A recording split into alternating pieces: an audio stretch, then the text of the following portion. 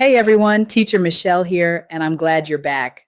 We've already covered the basics of the past with the simple past, and we've learned to paint a picture of ongoing action with the past continuous. Today, we're taking it one step further. We're going to talk about how to tell a story with even greater precision using the past perfect and the past perfect continuous. These tenses are all about looking back from one point in the past to an event that happened even earlier. Think of them as a time machine for your stories. Ready to get a handle on them? Let's get started.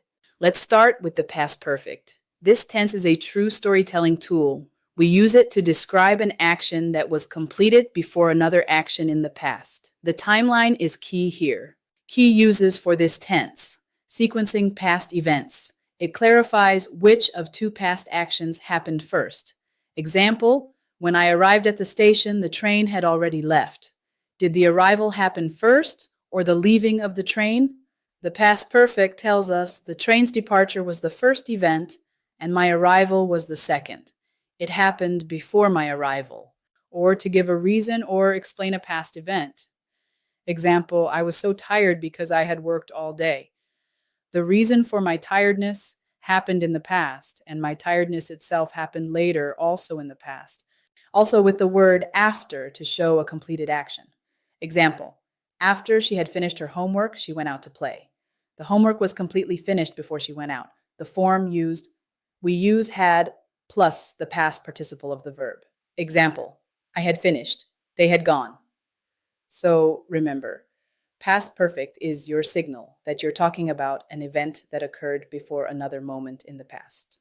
Next, we have the past perfect continuous. This tense is very similar to the past perfect, but it adds an important layer.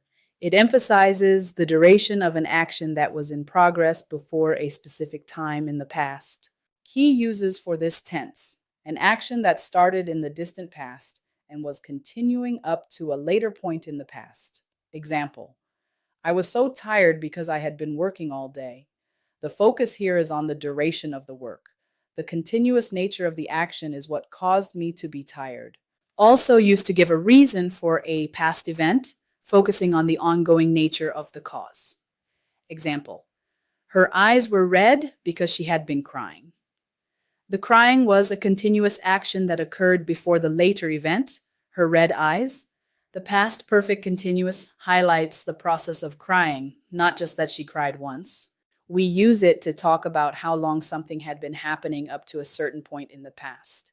Example: he had been driving for 6 hours when he finally reached the city. The action of driving was continuous, and it lasted for 6 hours, ending when he reached the city.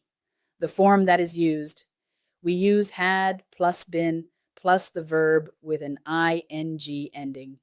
Example: she had been waiting for an hour. They had been playing soccer. Past perfect versus past perfect continuous, a quick comparison.